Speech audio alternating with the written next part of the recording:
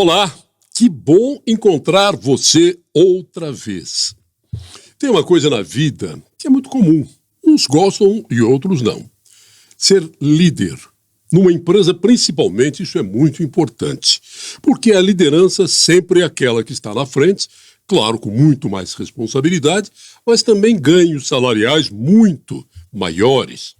Mas a coisa não é assim, não acontece pela graça de Deus. Muitos nascem com o dom, mas outros precisam ser formados. E até os que nascem com o dom precisam ser lapidados por especialistas nesse assunto, para ter até uma melhor carreira dentro de qualquer empresa, uma organização qualquer. Mas como fazer isso? Nós vamos conversar sobre esse assunto neste episódio do Pode Tudo.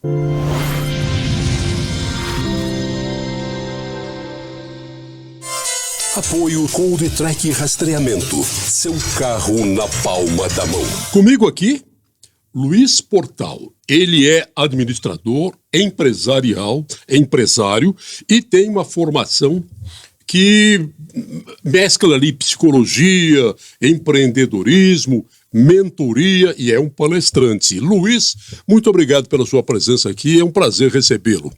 E é uma honra ser recebido por você, Cassim. Muito obrigado pela recepção, pela aula que logo já tive antes da gravação e o exemplo de vida e de posicionamento.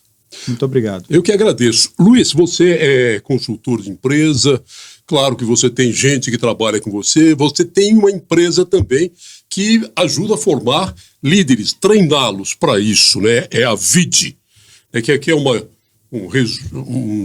resumo de uma expressão latina, né? Vim, vi, venci, né? Conta um pouco desse trabalho de formar gente para a liderança empresarial. Tudo começou, Cassim, na minha própria formação. Como administrador, empresário, empreendedor nato, desde criança, né? Desde adolescente, eu sempre busquei empreender. E nesse processo, nos altos e baixos, no cair, no levantar, eu comecei a perceber que existia uma mudança acontecendo e que as pessoas não estavam percebendo, mas estavam dando outros nomes para essa mudança, culpando a geração Z, a geração beta, culpando sempre a culpa é nossa, a gente põe em quem a gente quiser, né? Culpando a estrutura, o governo, a sociedade, e de fato tudo isso influencia. Mas eu comecei a identificar mais a fundo o que estava acontecendo. Identifiquei o seguinte: a era do chefe acabou. Nós fomos criados e forjados numa sociedade onde a cultura é da chefia. Um manda, o outro obedece. Um fala, o outro faz.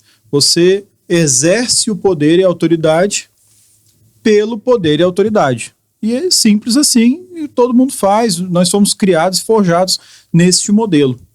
Só que, com a globalização cultural e também empresarial, nós estamos falando dos termos, né, de norte-americanos e de outros países que são ali transportados de uma cultura a outra e no final das contas, hoje, nós estamos vencendo e vencemos, de fato, a última barreira da globalização, que era da linguagem. Nós podemos nos conectar e nos comunicar com qualquer pessoa de qualquer cultura hoje no mundo. Então, nas diversas etapas desse processo de globalização, nós chegamos na globalização de fato. Não há mais fronteira, barreira, e a última que era para ser vencida era da linguagem. A gente não tinha acesso a outras culturas, a conhecimento de outras culturas por conta da barreira da língua. Hoje já não tem isso. Não existe mais barreira alguma para se conhecer qualquer ferramenta, cultura, história de outras bandas por aí. E quando eu percebi esse movimento já atuando com oratória, já atuando com consultoria e percebendo uma dificuldade dos empresários, então chefes, em se comunicar, se relacionar, desenvolver. Começou a se tornar praticamente inviável ser chefe no dia de hoje. No dia de hoje, há 8 anos atrás. E eu percebi que não era conhecimento, não era falta de dinheiro, não era falta de processo, estrutura financeira inclusive, era relacional. E muitas modas aconteceram de lá para cá, tentando motivar as pessoas, tentando engajar as pessoas, as empresas trabalhando a qualidade de vida dos funcionários. Isso é muito bom. A pirâmide de Maslow nos traz isso, né? Se você não traz conforto, segurança para quem está ali, para a sociedade, para um indivíduo, ele não consegue ascender, ele não consegue produzir, não consegue evoluir, se desenvolver. Então tem que olhar para isso, mas isso não é o que era o problema raiz. Era a forma como nós, enquanto líderes, chefes, empresários, nos portávamos, direcionávamos e as ferramentas já estavam atrasadas, ultrapassadas. O que nos levou até aqui não nos levará para as próximas gerações. Então, a era do chefe acabou. O chefe morreu. Agora só tem espaço para líder. E eu, nesse processo de autodesenvolvimento, percebi que ali, no meu processo, eu tinha formatado uma trilha que funciona. Não só para mim, mas para outros. Então, hoje eu faço esse trabalho, eu transformo o chefe em líderes. Os cursos de mentoria que você aplica, ele é só para pessoas que estão numa função de chefe hoje, para virar líder, ou uma pessoa que queira galgar postos dentro de uma empresa? Excelente pergunta. Claro. Hoje eu tenho uma formação presencial, que é uma formação que ela tem ali os alicerces, as bases do que é ser líder. Da formação, passo a passo, o que acontece no seu autodesenvolvimento, quais são os tipos de conhecimento, a trilha. Não é do dia para a noite, não é numa formação, não existe essa estruturação de se tornar um líder de modo fácil. Um certificado não traz a liderança, mas eu ensino a trilha. Então, para pessoas que querem ainda se formar, querem ainda, foram alçados a um cargo de liderança, e ainda não o são, ou querem se tornar e ainda não o são, essa formação base, ela funciona.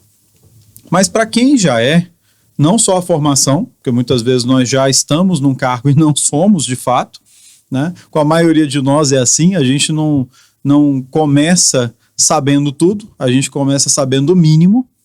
Então eu trago a luz, a clareza, as ferramentas, quais metodologias as pessoas precisam utilizar, como é o passo a passo, o que vai acontecer quando ela vai conquistando a autoridade, porque a autoridade de um chefe, ela é imposta. A autoridade de um líder, ela é conquistada. São coisas muito distintas. E aí eu tenho, os próximos passos são as mentorias. Tem mentorias tanto coletivas, de pequenos grupos, mas de já pessoas experientes, empresários, que já são chefes, já têm experiência de vida, já têm muita ferramenta, bagagem, mas agora precisam se atualizar. E também mentorias individuais. São programas em que eu trago, dentro de uma metodologia muito bem estruturada, essa reestruturação mental, uma metanoia de fato, uma mudança de mentalidade, de postura, de posicionamento, de uso de ferramenta, de como se relacionar com as pessoas à sua volta e como também promover o que as pessoas precisam para que a empresa se desenvolva, as pessoas se desenvolvam e o próprio empresário obtenha lucro. Porque se você não conduz pessoas para um objetivo comum, você não tem essa habilidade, você vai atingir qualquer objetivo. Mas isso daí é uma vontade pessoal de quem procura vocês ou empresas procuram para melhorar o nível das chefias? Eu comecei aplicando a metodologia para empresas. Era muito mais fácil, né? Ao invés de fechar uma turma com 20, você fecha um contrato com 20. E também a exigência dos alunos era menor. Eu precisava validar a metodologia. Então, comecei de modo intencional, e isso é público notório, eu não escondo, foi uma estratégia, e eu comecei a aplicar isso em empresas. Em novembro de 2024 para cá, eu abri a oportunidade para pessoas. Então, nós começamos a abrir turmas de formação e também abrir vagas para as mentorias individuais e coletivas. E essa, eu acredito que foi a melhor forma de validar, estruturar o material e lapidando. E tudo começou lá no Tribunal de Contas do Estado de Rondônia, em 2019, com a missão que eu fui chamado para olhar para os líderes enquanto especialista em oratória. E eu percebi que oratória, sim, era necessária, a comunicação sempre é necessária, a lapidação, o como fazer, ter ferramenta. A maioria das pessoas aprende a se comunicar como que uma criança. Não tem metodologia, não tem técnica, não tem conhecimento para fazer de modo intencional, consciente. Portanto, deixa a vida me levar na comunicação. Mas não era só isso, não era suficiente. Precisávamos formar líderes. Então eu montei a metodologia, foi a minha primeira turma. E a turma, eu passei por uma banca incrível, né, para poder convencê-los e mostrar e provar que aquilo era necessário. E assim foi feito, eu formei 84 líderes lá no Tribunal de Contas do Estado de Rondônia e de lá para cá eu venho formando outras centenas de líderes pelo caminho. Um carro, para ser montado, é montado em cima de um chassi, uma plataforma. Perfeito. Daí você, às vezes muda o modelo, mas a plataforma é a mesma. Às vezes uma indústria lança vários carros, a plataforma é a mesma. Uhum. Um líder, ele tem que ser montado em cima de uma plataforma. Tem gente que quer ser líder, tem gente que não está nem aí. Eu quero ser mandado para não ter muita dor de cabeça. Mas alguém que queira ser líder, qual que é essa plataforma onde é possível montar um líder? Excelente. Eu vou resumir tudo em uma palavra. Não é possível ser líder sem servir. Então é em cima do serviço. E muita gente tem uma ideia equivocada, né? Nós estamos vivendo um mundo onde as pessoas não sabem o real significado das palavras, né? O que elas significam e o que elas têm de estruturação, né? A história daquela palavra. E o serviço não é algo de ser serviçal, subserviente a alguém. É, muitas vezes, ser a luz para aquela pessoa. Mas quando você tira as flechas de interesse de você e põe no outro, aí é que muda tudo. Então a plataforma eu não consigo ser líder sem ter a mentalidade do serviço. Eu preciso servir. Existem várias estruturações, culturas, religiões, que todas tratam, às vezes, com um nome ou outro diferente, um caminho ou outro diferente, mas a verdade ela é única. Ela não tem várias verdades sobre nada, certo? Ela é única. Mas tem vários caminhos que você pode chegar até ela. E assim é o serviço. A base da liderança é a pessoa entender que ela precisa servir. A partir do momento que ela começa a servir, e é de um modo intencional, estruturado, não é assim, eu quero servir, eu vou servir, para mim servir é isto. Não. Existe um passo a passo, existe um processo que eu trago à luz. E eu não criei nada disso.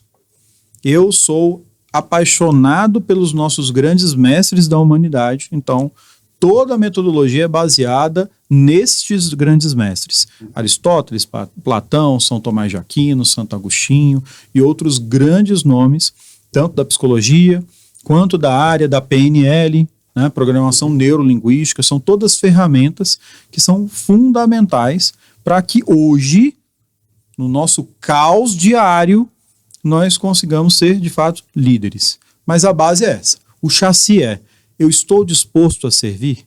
Sim. Agora, de que forma eu vou servir? Porque servir não é agradar as pessoas, muitas vezes. É entregar a elas o que elas precisam. Muitas vezes não é o que elas querem. Muitas vezes não é o que elas pediram. E sim o que elas, de fato, necessariamente precisam. Luiz, tem uma questão empresarial. Para quem lidera alguma coisa, uma das funções é decidir. Decidir, quando você decide entre variáveis, não tem a variável certa com uma luz piscando.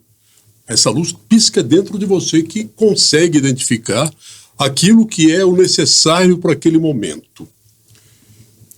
Essa vontade, essa força interior para decidir com autoridade é uma característica fundamental do líder. Perfeito. Você desperta isso neles ou diz, se você não aprender a decidir com convicção, você não vai para lugar nenhum. Perfeito. Vamos dar um passo atrás nessa questão.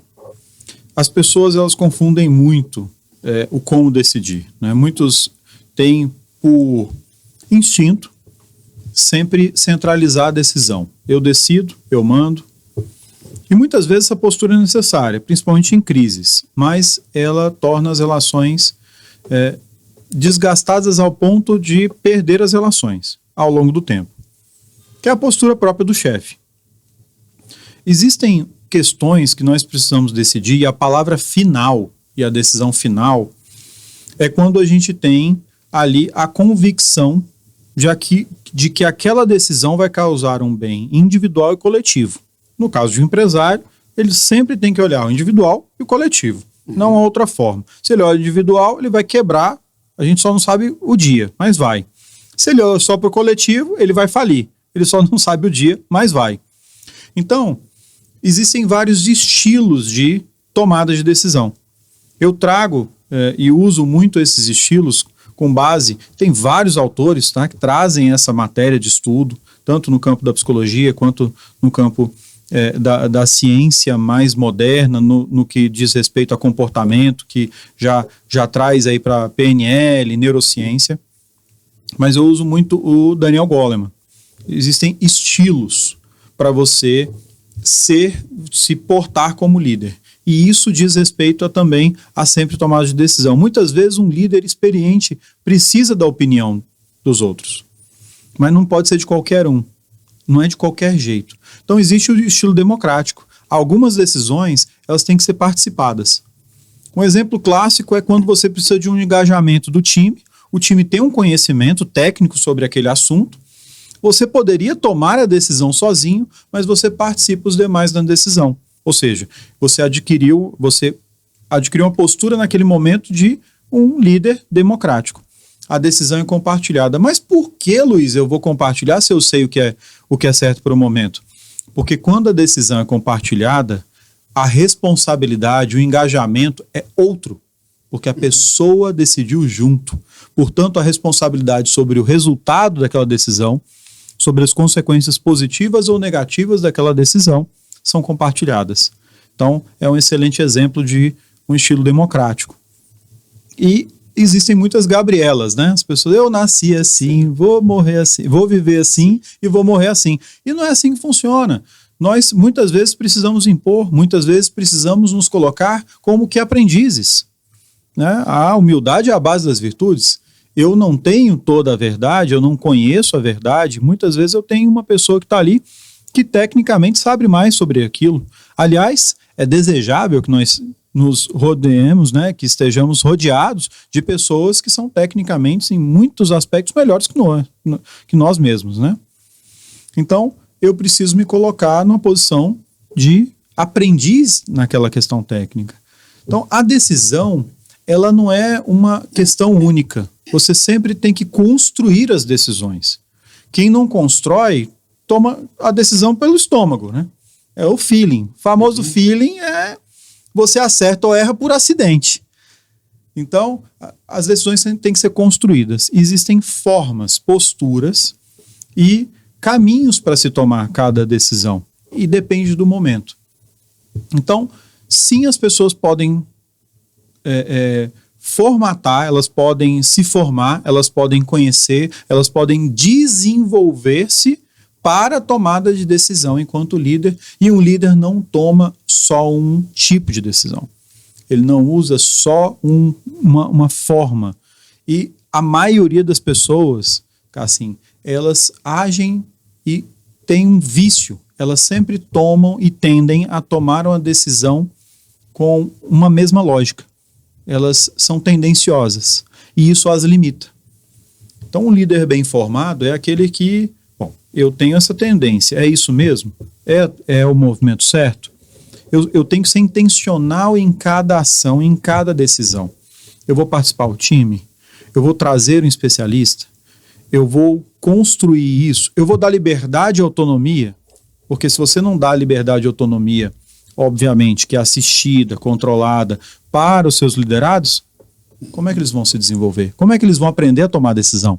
Tem uma empresa mundial que ajudou muito a modernizar o mundo corporativo, que foi a Toyota do Japão. É claro que nasce numa cultura muito diferente da nossa, diferente da americana. Então, há um respeito pessoal muito grande, mas implantaram o poder de um funcionário, ao detectar uma falha na linha de montagem, ele tinha poder de parar a linha de montagem. Porque aquele erro poderia se perpetuar e o problema, para ser corrigido, daria muito mais trabalho, prejuízo e desgaste. Então, já estamos falando de culturas diferentes, mas há essa possibilidade aqui de empresa, um líder tomar uma decisão chefiando um setor e a empresa entender e acatar o que foi decidido? Muito, muito boa a sua colocação, Cassim. Por quê? Porque no caso da cultura Toyota, do Kaizen, de outras tantas ferramentas incríveis que são utilizadas no mundo todo hoje, qualquer funcionário tem essa capacidade, essa autonomia. Se o funcionário ele detectou, e aí para detectar um problema você tem que ter capacidade técnica de fazê-lo. Então eu não vou fazer porque eu acho. Isso é um ponto importante. As pessoas tomam decisões, inclusive importantes na vida, porque acham. Neste caso, para ser aplicada essa ferramenta, e ela é possível ser aplicada hoje no Brasil, né, sem síndrome de Tupiniquim aqui, nós temos uma cultura incrível, nós temos um povo incrível, muitos dos líderes C-level na Ásia são brasileiros e são escolhidos, e parte da escolha é por serem brasileiros, porque nós temos um jogo de cintura incrível, se bem utilizado, e utilizado de maneira correta e bem intencionada, a gente consegue ajudar e transformar muitas empresas e vidas por aí. Mas quando você sabe delegar e não delargar, que aí eu acho que é a grande diferença, é a grande diferença de dar certo ou não essa questão que tu colocou. Porque quando eu delego, eu tenho que entregar todo o conhecimento, as informações necessárias para que aquela pessoa tome uma decisão. Eu tenho que entregar os meios, os recursos, para que ela possa viabilize ela tomar decisão, e eu também tenho que entregar para ela a clareza da responsabilidade, certo? De que ela tem ao tomar aquela decisão. Ou seja, causa e consequência. Se você tomar essa decisão, você tem que ter a clareza do desdobramento, positivo ou negativo daquela decisão. Travar toda uma linha de produção da Toyota não custa barato, certo? Então, se eu não informo para aquela pessoa qual é o impacto financeiro de parar por hora uma linha de montagem, ela vai parar porque, na opinião dela, aquele prejuízo vai ser muito grande. Mas e se ela ganha um salário mínimo? Né? Então, a ordem de grandeza das coisas, ela precisa ser muito ajustada. Um exemplo prático é esse. Não, vale a pena eu parar essa linha de produção, considerando que eu sei que são $120 mil a cada 10 minutos de custo de produção? Então, eu entreguei para ela o que é necessário para que ela, de fato, tenha uma autonomia de verdade para tomar uma decisão consciente e não no achismo. Então, é possível aplicar? Mas não é de qualquer jeito. Não é porque eu acho. Não é porque eu quero ser um chefe legal, quero dar autonomia e eu vou dar liberdade. Parece que você vai cair e vai falir se você continuar nessa linha de raciocínio, se não fizer direito. Faz sentido até aqui? Sim. Eu acho que a cabeça da gente foi treinada por um tipo de liderança chamado mãe. Porque a mãe fala, posso fazer isso? Não. Mas por quê? Porque eu não quero. Pronto, acabou. Então hoje muitos chefes ainda incorporaram o espírito materno, no pior sentido. Eles acham que não, vai ser assim. Essa falta de comunicação para dizer, olha, esse é o melhor caminho por isso. Talvez eles não se sintam na obrigação de relatar a um subalterno quais os caminhos aplicáveis naquele caso, porque isso seria descer demais, seria baratear demais o poder dele, dando satisfação a um subalterno, mesmo que isso represente prejuízos empresariais. Pois é, aí entra de novo a história do servir. Porque o que atrapalha o servir e a capacidade e a condição de servir é o ego, né? É a soberba, são os vícios que impedem que o ser humano de fato sirva o outro. Então, quando você para de enxergar isso como uma humilhação, um rebaixamento, e passa a olhar isso de modo mais claro, límpido, como uma decisão empresarial, uma ferramenta enquanto líder, você destrói essas crenças limitantes, que é o nome correto para essas coisas que a gente vem aprendendo aí na forja da nossa vida, né? São crenças limitantes. Você crê que aquilo vai te levar a um rebaixamento. Mas quando você olha, e para não ficar muito complexo, eu vou dar um exemplo muito claro para a sua audiência, que é o Golden Circle, Simon Sinek, outro um norte-americano que começou... Eu adoro quando você simplifica. A verdade é simples. Quando você começa a complicá-la demais, parece que você tem muitas variáveis e você vai se afastando da verdade, não se aproximando dela. E o que diz o Golden Circle? A forma como você se comunica com qualquer um e a forma como você enxerga o mundo, ela determina a sua capacidade de ascensão ou não. A sua capacidade de fato, técnica ou comportamental, de você, por exemplo, se tornar um gerente, um líder, um empresário.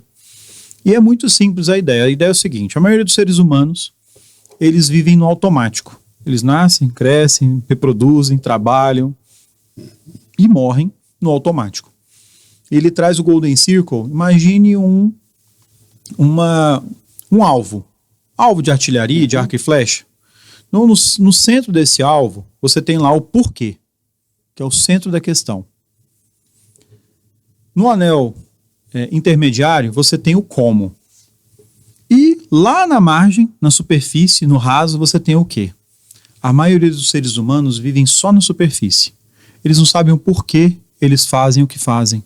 Por que você é contador, por exemplo? Ele não sabe, ele só sabe responder o quê. Por que você escova o dente? Ele não sabe. Ele não sabe o como as coisas funcionam, nem por que elas existem ou são feitas. O propósito das coisas. Isso parece complexo, mas veja bem. Se você fala para uma pessoa que você precisa de uma resma de papel, eu preciso que você compre uma resma de papel. Saia, vá lá e compre uma resma de papel. Só isso. É suficiente? Bom, para muitos é. Mas você não sabe a qualidade do papel que vai voltar, às vezes nem a resma volta. Então, eu não tinha resma de papel. Mas não tinha papel? Tinha, eu tô precisando de papel. Mas você pediu uma resma de papel. Começa por aí, né?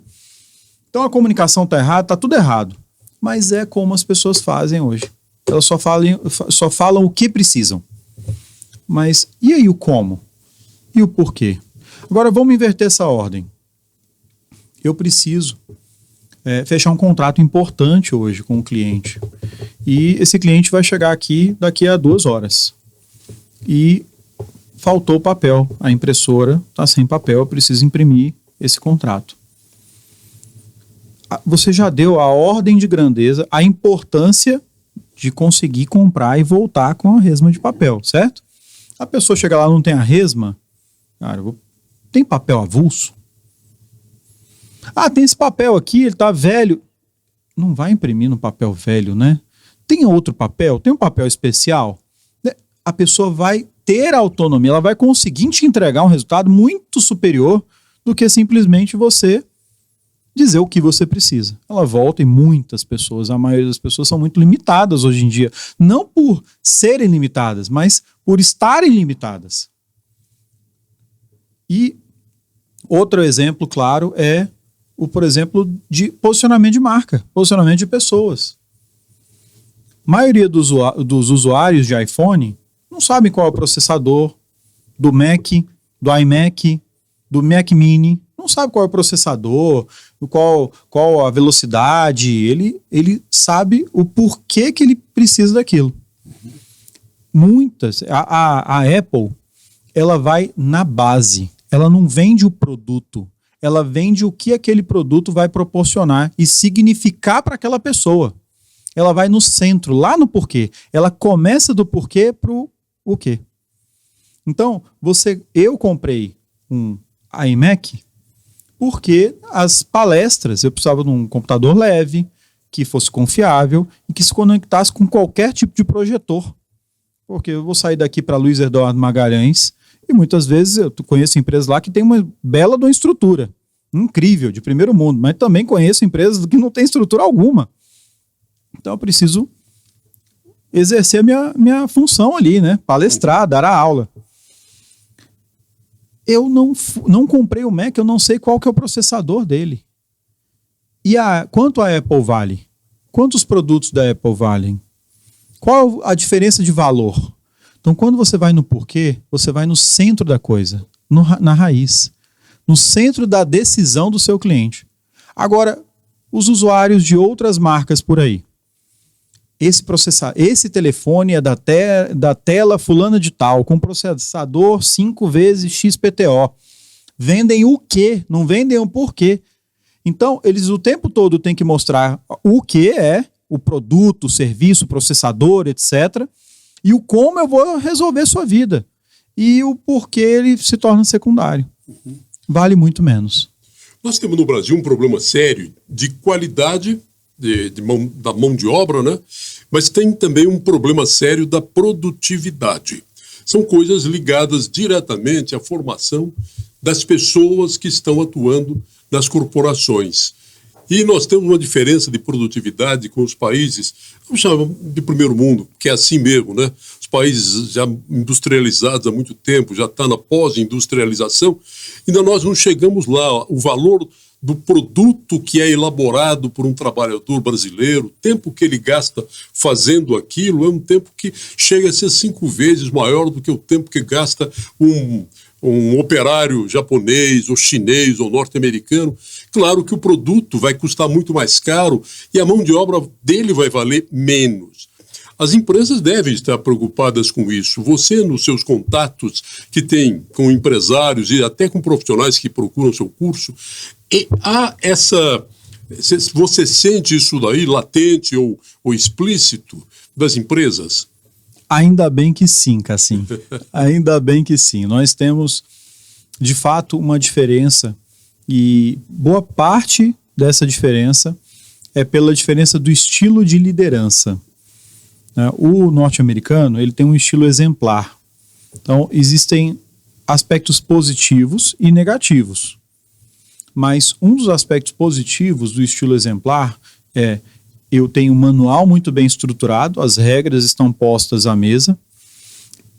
Isso é possível porque alguém fez. Normalmente o líder fala, né? Eu fiz. Então, se eu conquistei esse resultado, essa produtividade, é possível.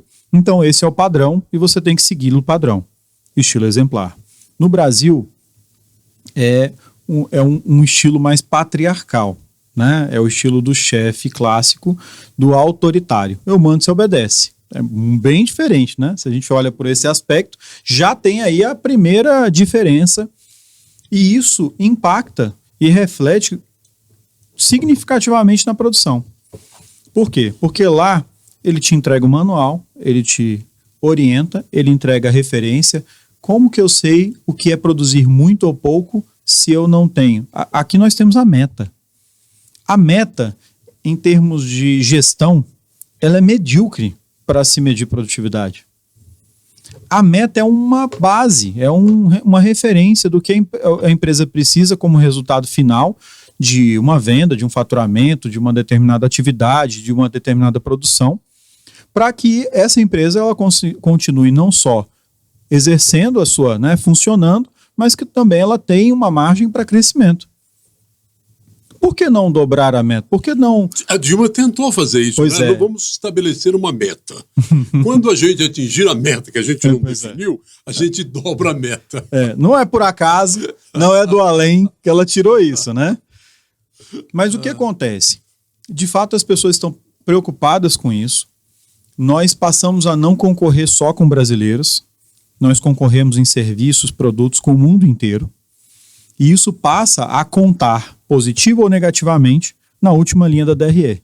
No resultado final que a empresa gera para os acionistas, para os donos, para os sócios. Então, o que eu tenho visto? Eu tenho visto investimentos significativos em proporcionar para as pessoas um desenvolvimento, um autodesenvolvimento, um desenvolvimento pleno, onde as pessoas consigam, de fato, produzir mais. Não por motivos mesquinhos ou meramente econômicos. Porque os líderes hoje, que estão na ponta de lança do desenvolvimento econômico, que estão faturando, que estão crescendo, tem quem chore e quem venda lenço, né? E nós vivemos numa cultura caótica. A área tributária, é o macroeconômico, é o econômico aqui é a política, tudo influencia ao mesmo tempo. Há pouco tempo atrás você tinha uma crise pós a outra, você tinha uma cadência. Hoje é tudo ao mesmo tempo. Então, os líderes que estão à ponta, as empresas que estão crescendo, eles entenderam que se eu não invisto no meu liderado, eu não investir é mais caro do que eu investir e ele sair. Por quê? Porque o incompetente ele vai levar meu resultado, minha produtividade para baixo. Eu prefiro investir continuamente na minha força de trabalho, nos meus colaboradores, nos meus liderados, seja qual for a nomenclatura usada. Por quê? Porque eu quero crescer. Então, eu ter pessoas que estão crescendo individualmente, isso vai refletir na minha produtividade. E nos Estados Unidos, medíocre não se cria. Inclusive, grandes fortunas, existem condições para você, enquanto familiar ou herdeiro, ter acesso à fortuna, ou ter acesso à gestão daquela fortuna. Você precisa provar que você é competente o suficiente. E as grandes fortunas investem de modo consciente. No Brasil, uma questão, vamos trazer para o nosso dia a dia. O filho fala, eu gosto de tal esporte, portanto eu quero fazê-lo, e o pai, ok, tá tudo certo, vai lá. Essa é a decisão correta? Sabe como é que as grandes fortunas funcionam? Você gosta de tal atividade? Ok, você pode fazer de modo limitado aqui, mas você vai fazer essa outra atividade. Mas eu não sei se eu tenho aptidão. Eu estou escolhendo porque é o melhor para você, tem a ver com você e tem a ver com o seu futuro. Então, as grandes fortunas escolhem os hobbies dos filhos. Também tem uma certa liberdade, mas uma certa liberdade para fazer o que quer. Nós não temos essa, enquanto cultura, enquanto Brasil. Então, minha filha, pai, eu quero comprar tal livro. Excelente. Você já leu aquele outro que eu indiquei? Não. Então, vamos esperar? Nós temos que conduzir. O líder tem que fazer a mesma coisa. Eu tenho que prover para o liderado algo que faça sentido para ele pessoalmente, mas que tenha alinhamento com a empresa. Muita gente, muito líder, toma a decisão de investir baseado numa moda. É moda investir em tal tipo de treinamento, então eu vou fazer. É moda no outro. Então a produtividade, ela é um resultante da cultura. E nas formações e treinamentos eu mostro cada aspecto da cultura organizacional, que tem tudo isso que a gente está falando até agora. A gente falou daquela plataforma sobre a qual você monta um líder. E numa das suas respostas você citou um escritor que até criou uma linha de pensamento, Daniel Goleman, que é o inteligência emocional. Tem gente que age assim, ele reage, na verdade, né? Tem uma crise, tem um problema, ele reage. Quando, na verdade, ele deveria primeiro entender para depois raciocinar e agir. Isso é inteligência emocional. Isso é fundamental em alguém que vai liderar outras pessoas com sensibilidades diferentes, né? culturas diferentes, nível de formação diferente. Perfeito. Na verdade, isso é fundamental para qualquer ser humano que queira se tornar uma pessoa madura, né, e consciente do que faz.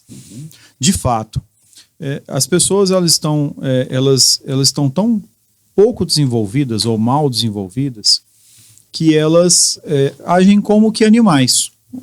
Precisamente tu colocou. Reagem. Elas reagem aos estímulos que vêm. Reagem ao ambiente, reagem ao que escutaram. Quando pessoas, de fato, que usam o neocórtex, né, não usam só aquela parte mais instintiva, que está muito ligada aos nossos sentimentos e emoções balizares, são pessoas que usam, de fato, a inteligência. Então, elas entendem o que está acontecendo. A emoção com a qual o meu filho ou o meu liderado está se comunicando, está imprimindo na modulação, qual é a intenção, o que ele está dizendo de fato, porque o que eu mais vejo são pessoas dizendo um monte de coisas sem conseguir dizer nada. Elas não têm a capacidade, principalmente quando estão alteradas, as pessoas tendem a não conseguir passar o que estão falando, o que querem dizer. Então, uma pessoa, um líder, ele necessariamente tem que olhar para além do sentimento. Ele necessariamente tem que ter condição de domar-se, de dominar-se, de entender o sentimento. Não é colocar o sentimento lá fora e eu aqui dentro. Isso não existe. Você deixa seus problemas em casa. Isso também não existe. Nós somos seres humanos e o ser humano tem o pacote completo o tempo todo. Você não deixa um pedacinho, um acessório seu, que é a caixa das emoções em casa. Mas nós precisamos ter o domínio sobre isso. Entender. Eu posso sentir tristeza e não demonstrá-la? Posso. Eu posso estar de luto, mas ser produtivo? Posso. É a ocasião? É o caso? Sim ou não? E você toma uma decisão consciente. Você não reage. Você tem que ter a habilidade, a inteligência emocional, ou seja, a capacidade de enxergar o que está sentindo, identificar os sentimentos, identificar se aquilo cabe agora, se aquilo não cabe agora. E também, para ajudar uma pessoa, você também tem que saber dar o nome e orientar ela sobre as consequências daquilo, né? Então vamos supor que um liderado venha irado, nervoso, brabo, né? Trazer olha, porque eu não quero mais, eu vou fazer tal coisa, eu não... Vem cá, por que você não quer mais? Por que você está pensando bem? Você está pensando direito? Se você pega até para fazer a pessoa se acalmar, né, existe a técnica do rapport. Se a pessoa ela não empatiza o que o outro está sentindo, se ela rebate de cara o que o outro está sentindo, quando eu falo rebater, não é só rebater a raiva com a raiva, é rebater a raiva com a calma também.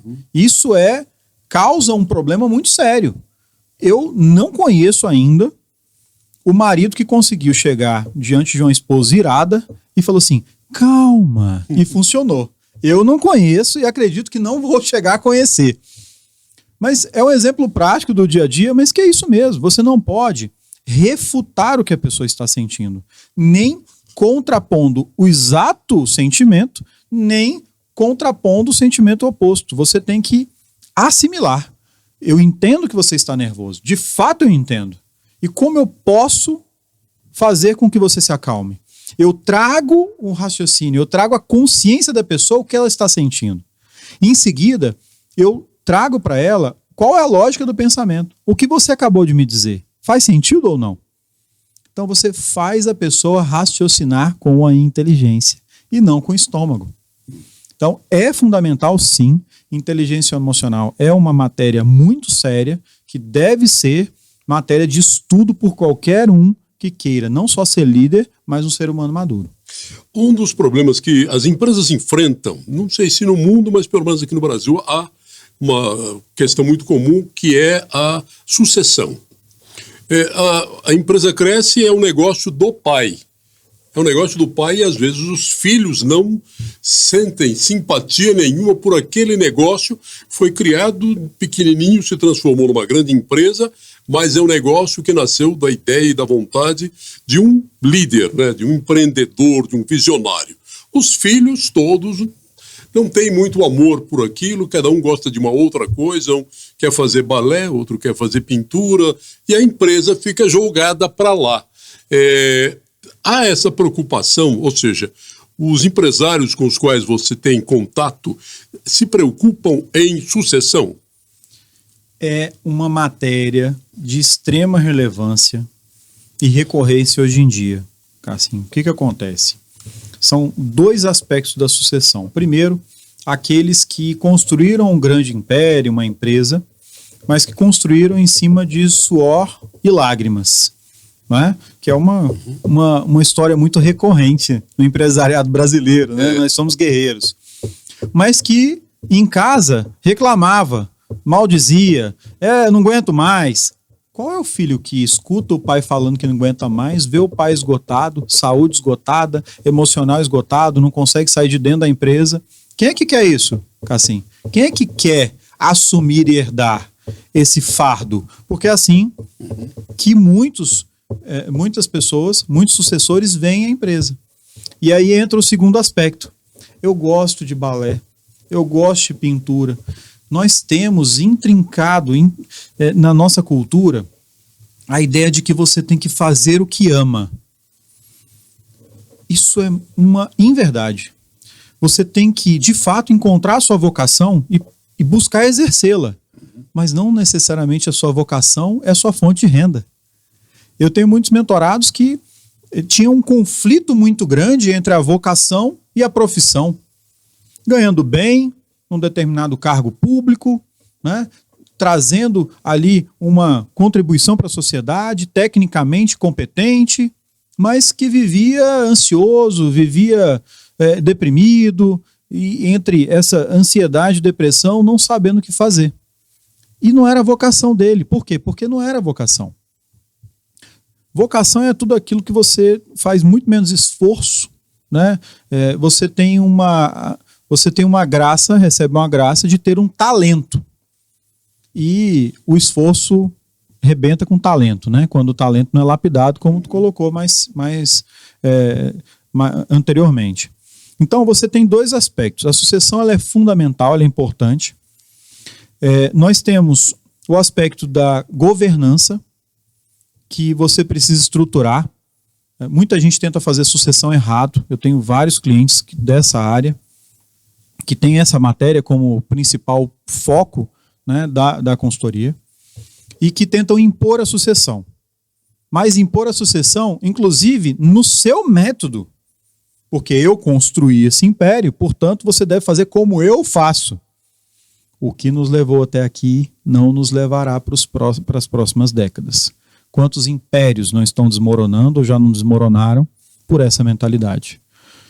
E, por outro lado, quem vai suceder olha para aquilo e fala assim, você já está ultrapassado. Então eu vou fazer do meu jeito. Os dois estão errados. Um processo sucessório bem definido, ele envolve uma governança. Primeiro, um acordo muito bem feito do que pode ou não fazer. O passo a passo. Em que momento você vai ter determinada autonomia e próximo passo e próximo grau de autonomia até que você, de fato, assuma. Terceiro, respeito. O respeito das duas partes. Se não há um acordo bem feito, é aquela velha máxima. Um acordo bem feito, amizade longa. A paternidade é a mesma coisa quando se trata de sucessão. Você não consegue diferir a paternidade da liderança. Você não é pai lá em casa e chefe, empresário aqui. Você é os dois em ambos os ambientes. Então, tem que ser feito um acordo, um planejamento bem feito. Quem vai suceder tem que entender que ele pode gostar de pintura, de balé, do que ele quiser, e ele pode exercer, pode dar aula, pode até eventualmente ganhar dinheiro, mas tem um termo que é muito fundamental. Dever de Estado. Nós herdamos não só o que é ruim, o que é bom, o DNA, nós herdamos o conjunto. Então, eu, na qualidade de sucessor, eu preciso, honrando pai e mãe, eu preciso me dedicar aquele legado. Eu herdo o legado. Seja bom ou ruim, a gente herda o legado. Então, em outras culturas, isso é mais fácil, porque essa questão do legado, da importância da história, do legado, do dever de Estado, ele é mais latente.